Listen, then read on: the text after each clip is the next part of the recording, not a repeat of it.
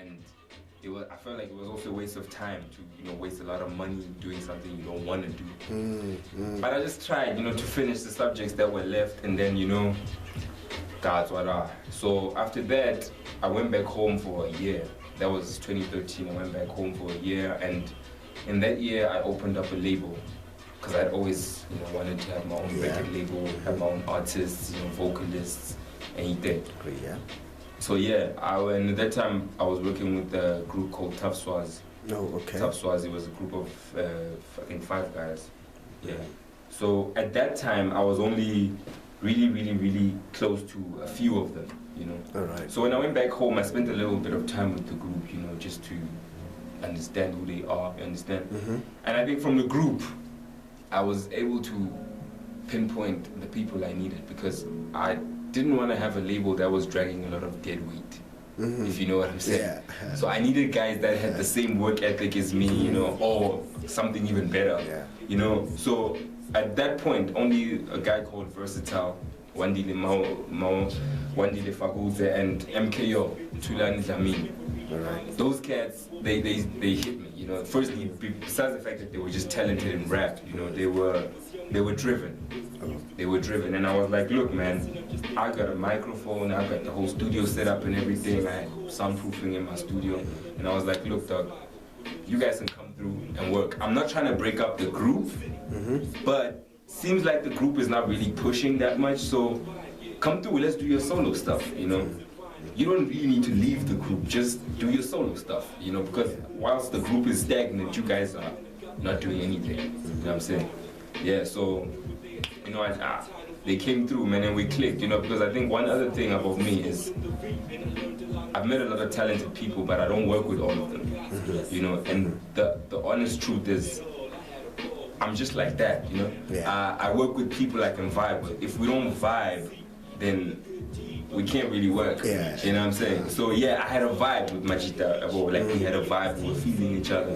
And I like open-minded people. I like people who come through with that mentality with I'm good at what I do, but I want to grow. And that's what I could sense from Majita. They wanted to grow. Besides the fact that they were all talented and everything. So man, and that's, in a nutshell, we could go on for days, bro, but basically that's what it is. And I started Black Race Records, and then 2014, I decided, you know what, because during 2013 we recorded 132 songs, and we lost all of them. I had a double disc CD in there, and we lost all of that, and that was because we didn't have much of technical knowledge. You understand? We didn't know our backups and mix, and most of the tracks set on the PC because no one knew how to mix or master. You understand? And I was far from Tempo, who was my original engineer at that time, so it kind of slowed down my work a great deal. So I took the decision to come and do sound at Damile in 2014 because I felt like I wanted to be able to do all my work in-house, if we can record, mix, master, and publish in-house, I was going to be happy, So I felt like I need to come and study my music as a career, because actually I'm blessed, man, my family has the funds to send me to school and all that stuff. If I can come here, get that knowledge and impart it on my homies, then why not, you know what I'm saying? So I did that, and I'm still doing that. I'm a second year right now, sharp student, that's what's up. Word. But basically, man, it's just what it is, man. I don't know. All right, so do you think you're fully equipped when it comes to sound? Do you think you have the necessary knowledge to start your own record label and employ? If you asked me that 2 months ago, I would have said no. But now, I think I'm at a point where I can do a mix and do a master that I'm confident about. A mix I can play anywhere. So I feel like my label is ready, I call it open season, we did a lot of music, and right now it's open season, it's time to shoot. Because I feel like the music we have is like a weapon, man. You know what I'm saying? I use it to shoot, I aim it in all directions and I shoot, you know what I'm saying? So I feel like, in a way, I think, I am equipped to open my own label. All right. You know, and from there I can always grow. Yeah. Yeah. Tell me about your stage name, SK. Size Kid. Yeah, where does that come from? Size Kid. You know, actually, when I was a kid, I don't want to say fat because I mean nowadays they say those are offensive words. Yeah, true. But I was chubby, you know. Right. I was a happy kid, man. You know, I had it all, honestly. Yeah. I had it all. So I was big, you know, and my friends used to call me Big Size. Right. You know, big size. And so, you know, I grew up and I lost the baby fat and all that stuff, you know, and yeah, I don't know, it just happened. Guys just started calling me Size Killer, you know, because I killed the size, you know. And it was also just about the fact that, you know, I think whenever I jump on a verse, my mission is to just demolish one time. So, yeah. I think that the name Killa also came from that. And then we just mixed it together and made one thing. And I also like the name because it's unique. I know there's no other size killer in this world. Yeah. You know what I'm saying? Yeah, that's for sure. So that's real. Yeah, basically. So do you think your mom approves the last word, the last name, Killa? Well, yeah, I think so. I mean, she don't mind. She calls me Size Killer. She's cool. But I'll be honest with you. Yeah. I'm working towards a point in my life where I can do a whole album, take it and give it to my mom. Like, yo, you know what? This is me.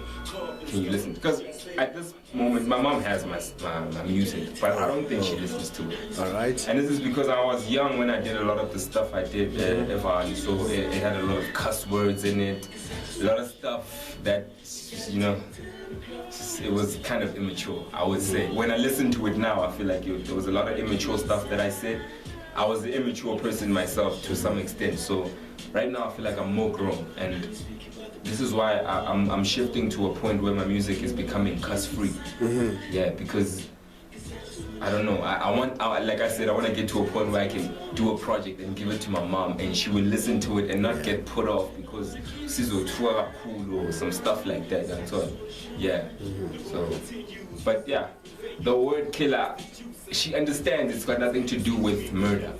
I think she gets it. It's nothing to do with murder. It's strictly just about the music. Yeah. No, that's real. Yeah. So, would you tell me more about yourself, man? You like having me time. I see you around the studios. You like being alone. You prefer being alone. I've noticed.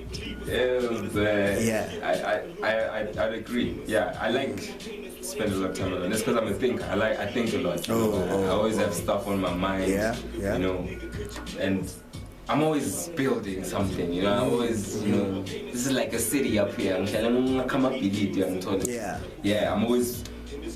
I feel like, and most of the time, and especially when it comes to things like music, I like to be in a controlled environment. I feel like if I'm in the studio and you don't contribute creatively, I don't need you there. You know, seriously, I don't need you there because you're just gonna stray us from what let's understand. So if anybody is in the studio with me, it's because they have a creative input into what's going on, understand? Whether be it this guy, he knows how vocals should sound, or whether young Tola, but you have to be in the creative process. Otherwise, I sing. Because I don't like distractions. I do not like distractions. Understand? Because for me, my music comes very naturally. So, you know, sometimes like when I'm writing a rhyme and you talk to me, it's gone. You know, it might never come back, and those are the things I like. I like to be in a space where everybody's just creating. Size Killer, man. Before we wrap this up, could you just tell me do you have anything to say to the young fans out there, the young hip-hop artists, upcoming artists out there? Hey, I'm not counting up for us. But listen, man, personally, one thing that I would say, I actually have 2 words for everybody that's trying to make it in music out there, you know. Firstly is consistency. You know, like I believe consistency is key. And number 2, one thing that I learned in my journey of music is that responsibility is the second thing I would say. I think we all need to take more responsibility in the music we make, and the things that we say, you know, and do, the way we act. And me realizing this, I realized it because, you know, when I came back home and, you know, when I started, you know, getting those few newspaper articles about who you are and, you know, mixtapes and everything, I started to see how much of an influence I was to my little brothers and my nieces and my nephews. So I stopped and I thought, and I was like, damn, you know, if that's the case, then I need to watch what I say. You know what I'm saying? Like, I really need to take more responsibility in the things that I do. You know what I'm saying? So yeah, basically, I think it's consistency, responsibility, you know? Holla back. My name is Killa, I'm from Swaziland. Shout out. Sweet.